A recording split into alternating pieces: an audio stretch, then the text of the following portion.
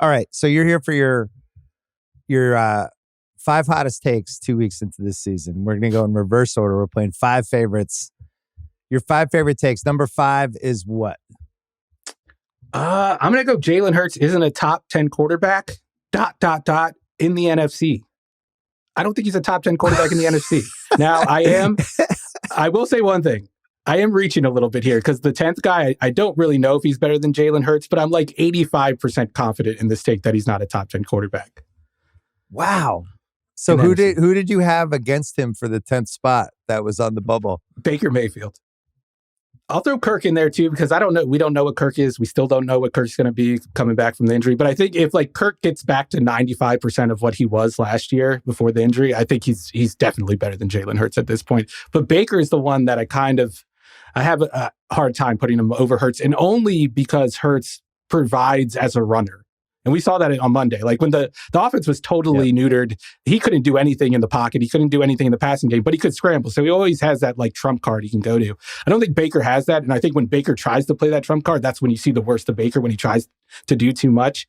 But all these other guys, like I'm confident in saying that they're better than him. Every quarterback in the NFC West, I would take over him right now. And I'm not a Brock Purdy guy, as everyone knows, not a Brock Purdy guy, but I think he allows you to run a certain style of offense that Hurts just doesn't allow you to run at this point. And I'm trying to think of the other guys where I kind of, it's 50-50 for me. Like Jared Goff, I feel like is definitely better than him. Jordan Love, definitely better. Dak, definitely better. Derek Carr, I think it's easier to say now after the first 2 weeks, but I probably would have thought about it before. Well, let me say this. What does he do better than Derek Carr? That's my one thing. I don't think he's a better thrower than him. I think Jalen Hurts is one of the more overrated throwers because he's so good at running the football. We assume that he's also good at throwing on the run. But when you look at his stats and you watch the tape, he's one of the worst throwers on the run that in the league. He's very stiff he's almost like an action figure where his joints can only move in certain directions. And I think you need some hip flexibility to be able to throw on the run, and he doesn't have it. The short yardage stuff with him is great. 2 years ago, I thought he was good enough that my 2023 fantasy strategy was just to try to get as many Eagles as possible. And then watched him all last year, and it just seemed like he was off. And it's like, well, he must have been hurt. Yeah. Now you watch this week, and it's like, all right, he's moving a little better, but it doesn't explain some of the pocket stuff. And then you pull out one weapon, and they were just struggling to do anything down the field. I mean, it's a team that I certainly am excited to think about going against this week. The Cousins thing is interesting because the Eagles never touched him. And I still don't know if there's 2 Kirk Cousins. It's like Kirk Cousins with protection, Kirk Cousins under duress. Kirk Cousins under duress, I would have below Hurts. No, I agree with that. But I think Jalen Hurts puts himself under duress more often than Kirk Cousins puts himself under duress. Kirk Cousins is going to stand in the pocket for 2 seconds. And if there's no pressure before that, the ball's going to come out. Jalen Hurts is going to stand in the pocket for 2 seconds, look at one read, and then start to look around and see where he can exit the pocket, and then he runs into pressure.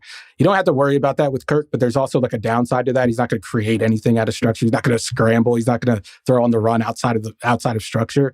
So it's really a matter of taste pumps? for me. Who would you take for fist bumps? Cousins had a great one on Monday night. When they got the go-ahead touchdown or the close to whatever the late touchdown, and he does the stare at the sidelines. Triple pump. He's a contrived leader. I'll say that. I think he's the only quarterback that pre-writes his pregame speeches. You know how the quarterbacks do the pregame you think speech? He performs them? I think he performs them in the mirror. I think his wife lets him know what's working, what's not working, when he has to switch out. Yeah, take that second graph out. I just think you just go from the first graph to the third graph. That's funny. I think Kirk does that. I know for a fact that Russell Wilson does that. I don't have any inside information, but I know he does. He uses chatbot, whatever, ChatGPT. He's in uniform when he practices it too. So, I mean, obviously these are hottest takes. I find it hard to push back against this Hurts thing unless he starts playing better.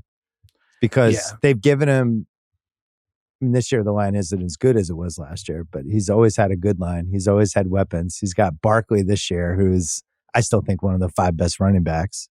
Just seems like a team that should be able to score points. And Atlanta had them pretty flummoxed. Anyway, all right, what's number 4? All right, number 4. I'm going to have to explain this one because it's going to sound crazy off the top. Andy Reid is no longer a top 5 play caller in the league right now. I think that's what he's known for. I still think he's an elite head coach. Feet. Okay, let's hear it. They're 12th in EPA since last year. They have not figured out how to throw the deep ball, even though they have one of the most talented quarterbacks we've ever seen at throwing the deep ball over the last 3 years. I think it went away Tyreek's final year, and now we're on year 2 without Tyreek, and they still don't have a reliable, explosive passing game. Yeah. The run game is up and down. The screen game is up and down. And then one thing that I think he's lost that I don't know if anyone's caught up to it yet is, you remember when he would Andy Reid off the bye was always the scariest thing. Andy Reid, he never loses off the bye. They always, put up a bunch of points off the bye. The last 3 years, they've won 2 of the games. But one of those games, they went to overtime against Malik Willis's Titans and scored 22 points. And in the other game, they scored 20 points against Teddy Bridgewater's Broncos and barely won that game. Those were 2 struggle wins. And then last year, they scored 17 to Philly. I watched the tape and I'm never thinking he's making Patrick Mahomes' job easier. He created that wide open guy running down the seam. Oh, he created that wide open crosser running down the seam. It's usually Mahomes kind of overcoming the weaknesses of the personnel around him. They haven't had 2 good offensive tackles in years. They haven't had a strong receiving core in a couple years. Kelsey has been good, but I think he's been kind of washed the last couple years. I think it's all Mahomes right now. But I will say this. I think Andy Reid is still a top 5 coach, but it's more about the program, the CEO the infrastructure. Situation. Yeah. Like the ramp up to the season. They played their guys in preseason. They're never cold to start the year. They get off to a hot start, and that kind of gives them a buffer. And then also the other thing is the freedom he gives Mahomes and Kelsey and those receivers to kind of improvise in between plays and take ownership of the offense. I think it's the opposite of Kyle Shanahan, on the other side of the spectrum of Kyle Shanahan. And I think that kind of makes the Chiefs offense as good as it is, despite the lack of structure we've seen the last couple of years. So I do give him credit for that. I'm taking guys like Sean McVay, Kyle Shanahan, Ben Johnson, Shane Steichen, even in terms of just play calling. Who's the guy on the headset sending in the play to the quarterback? I'm taking all those guys ahead of him. I think Reid's kind of lost it in that area. Can I zag on your take? Yeah. Maybe regular season Andy Reid is not a top 5 play caller anymore, but I still feel like he saves stuff for the playoffs because he knows they're going to be there. And it's almost like a stand-up comic who's going to the Comedy Store and he's doing his bit, but he knows the Netflix special's coming and that's going to be his best hour. So I feel like he's more in workshop mode. They know they're going to win 12 or 13 games. Right. I have a take off your take about play calling. So I've noticed this with offensive coordinators that have a lot of smoke blown up their asses like Ben Johnson did last year. That week 2 performance, which House and I talked about earlier, $1 million picks with with throwing 55 times with Jared Goff. And it was almost like, oh, look at all those injuries on Tampa. Oh, I'm going to do this instead. And I actually thought that was a really badly called game because all they had to do was just run the ball. And I don't think Tampa would have stopped them. And sometimes the Lions are built to run the ball, play action. And that's who they are. I don't know what would make you think you should throw the ball 55 times. It was like Tampa Jedi mind tricked them to do that. And then they did it and they lost. So I don't know. Ben Johnson's on my watch list. I think that's fair for him to be on your watch list. I think anytime you are an up and coming OC and it's only been 2 years since you've been considered a great one. I'm still trying to show it. Yeah, I think that's part of it. And I think the best ones are the ones that they start out good, they hit a wall, and then they bounce back. They find an adjustment. We've seen that with Sean McVay. I think we've seen it with Kyle Shanahan to a certain extent. You don't really know about a play caller until that second act, until they have to adjust, until they get beaten down and they come back. Of course, the play calling is going to be good 2 years in a row. He's working with the same personnel. He still has that offensive line. That's always a funny thing to me is even a guy like Purdy, and I'm not trying to shit on Purdy right now, but he's just the best example. People are all right, if Purdy does it again, he's proven he's the guy. Well, he's still in that offense and he still has those superstars around him and he still has Kyle Shanahan calling the play. He's not really proving anything differently than he did. I expect him to have a big year again. So I think you could say the same thing about Ben Johnson, who is working with the best offensive line in the NFL, which I think, if I'm an offensive coordinator outside of quarterback, that's the first thing I want, is the offensive line that allows you to do anything. I think one thing that bothers me with play callers, and you saw this the other night, the Eagles lose that game because they run what seemed to be the perfect screen pass to Barkley, and then he drops it. It's the play was there. The play was the right play. And it's was it? Because you were running the ball really for whatever you wanted. You're throwing to Barkley in the flat. And if you talk to literally any Giants fan, they would be like, he used to drop that pass all the time, as great as he is. And he's an awesome running back, but it's not. There's three things that can go wrong in that pass, right? It can get tipped. The quarterback can fuck up the throw. Barkley can drop it. So there's real variable. Even if the guy's open, there's still variables. But running the ball twice on 3rd and 3, where you know you have the tush push too, which they haven't stopped all night, and you're keeping the clock going. I think on top of like a drop screen pass, stop the clock.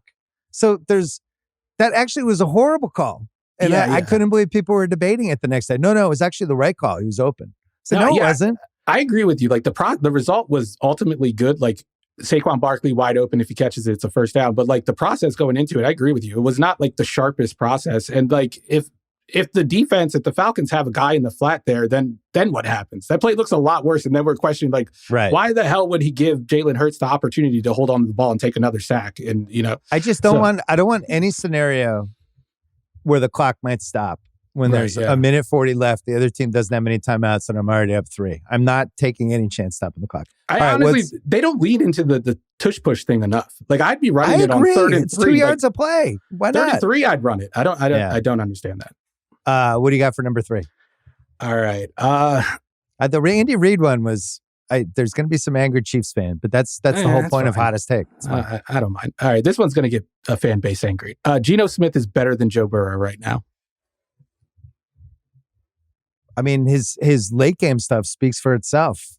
Has any quarterback been better in the fourth quarter of games in the last year plus 2 games? And I'll take it a step further. Like Geno Smith is the quarterback that people want you to believe Joe Burrow is, like stylistically. And you watch them back to back. You're a Patriots fan. You watch them back to back. You watch Joe Burrow and Geno Smith. They're running the same style of offense, which is like get in the gun, spread things out. We're not going to call play action. We're not going to run the ball. You just got to read things out like you're like prime Drew Brees or 2007 Tom Brady. It's not working in Cincinnati and hasn't been working for the last year. It's working really well in Seattle right now. And you watch those 2 games back to back. I think like the environment is the same in terms of protection, in terms of receivers getting open. The difference is Geno Smith is making throws into tight windows, downfield, like anticipating throws and being the quarterback, the field general, quote unquote, that you want to see. Whereas Joe Burrow is kind of checking down early. He's not holding on to the ball. I think he's making bad reads that we didn't see him make before. I think he's kind of pressing and trying to be this guy that he's been built up to be, and it's not working without the support, without T. Higgins out there. Meanwhile, Geno Smith has been placed in that same situation, and I think he's thriving. No weapons for the Bengals other than Chase. They have T. Higgins last year. No, I'm just saying for these first couple games. But no. I agree on the Burrow part. Like they had the ball with a chance to just close out KC in the fourth quarter of that game, right? And they didn't get a first down. They had to give back to him. And he hasn't jumped off the screen like he did a couple years ago. But my thing is like, he took a team to the Super Bowl. He's won huge games in places like Arrowhead.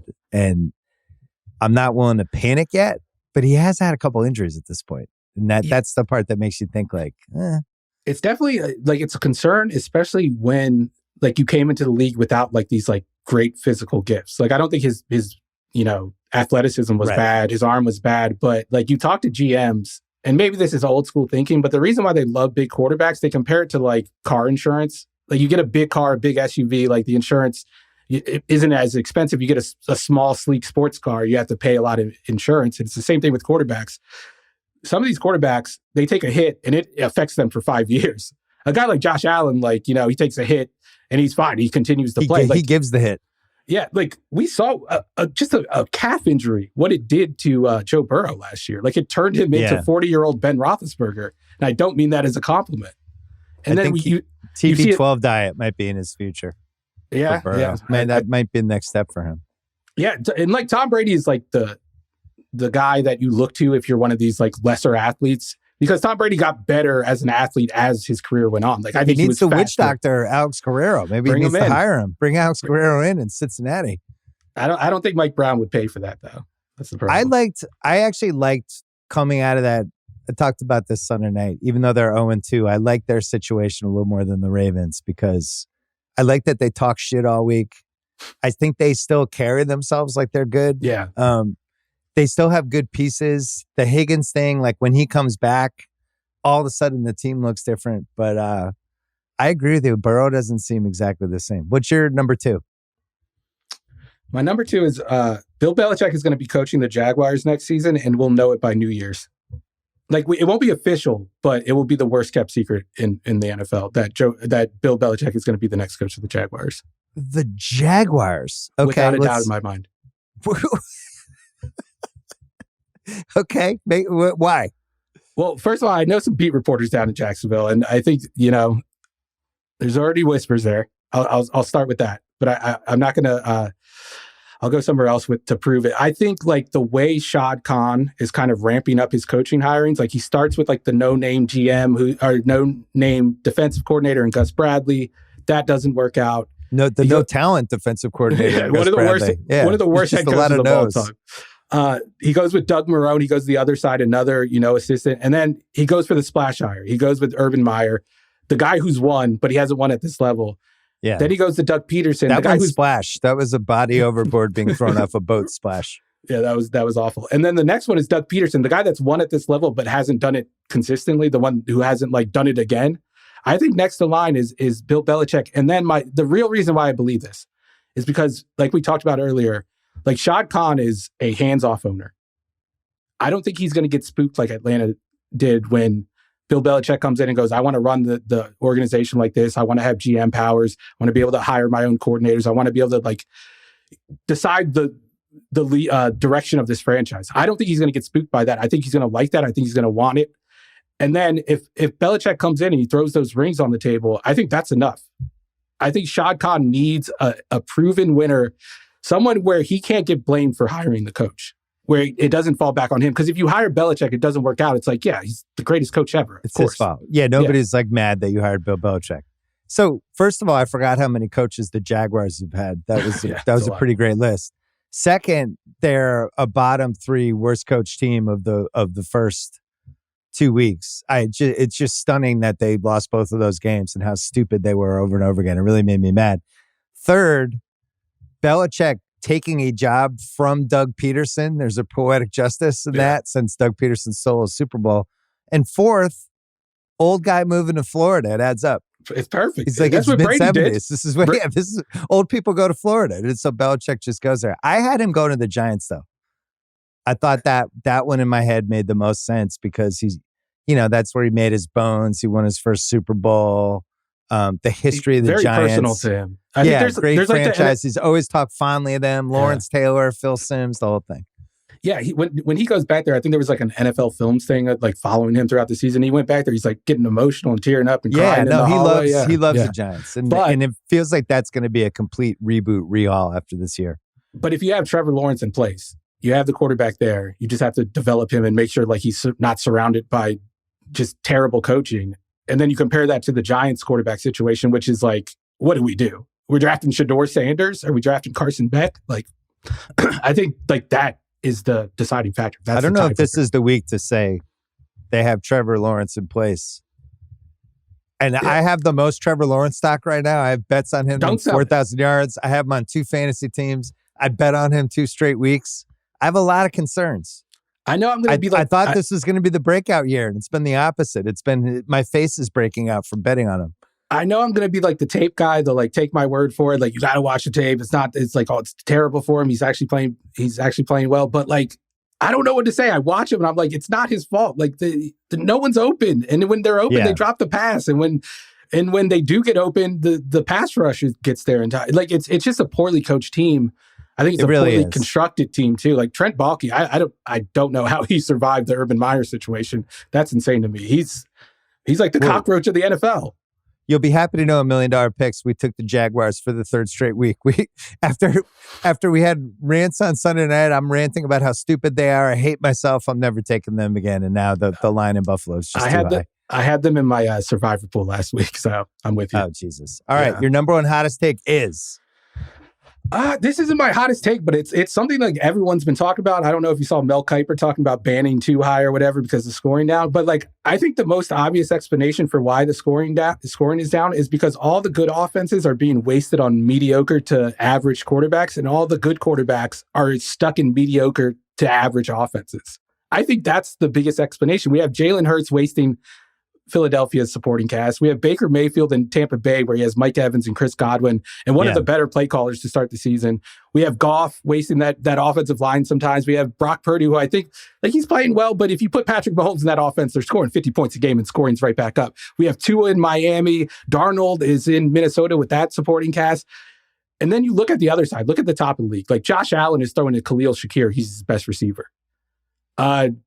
Patrick Mahomes' best receiver is a 38-year-old tight end, and his second best receiver is facing 8 felony charges. They just signed Kareem Hunt to help out the running game, who's been dead for 3 years. Yeah, their great hope is Hollywood Brown coming back. Justin Herbert, another bad situation. Trevor Lawrence, we just talked about it, another bad situation. Burrow's got one receiver. And he's hurt all the time. Dak Prescott, like that.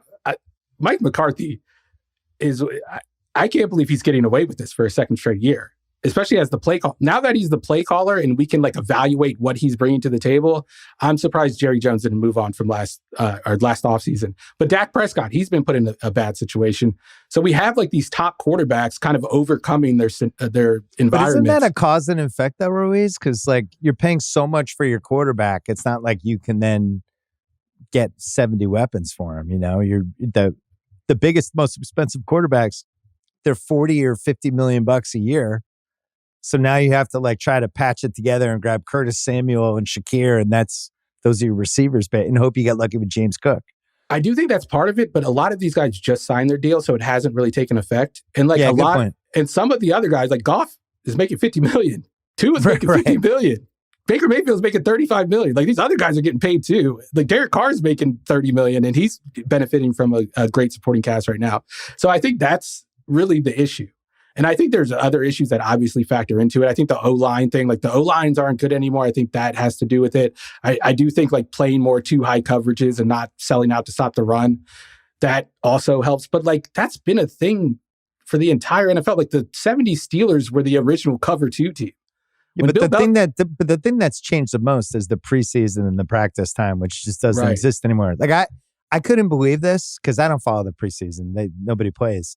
But that Bryce Young really only played like one series in the preseason. It's like, how do you not have that dude out there for 3 quarters a game trying to build his confidence up against 4 stringers? What, you're just saving him for the season? Well, he hasn't done anything. Well, it turns out he's a 4-stringer too. But it's like Michael Penix not playing is just mind-boggling. But that seemed more sinister though. I think there's some. They didn't want a situation where he was awesome in preseason. They'd obviously seen Kirk at that point, and that he couldn't really move. And I think.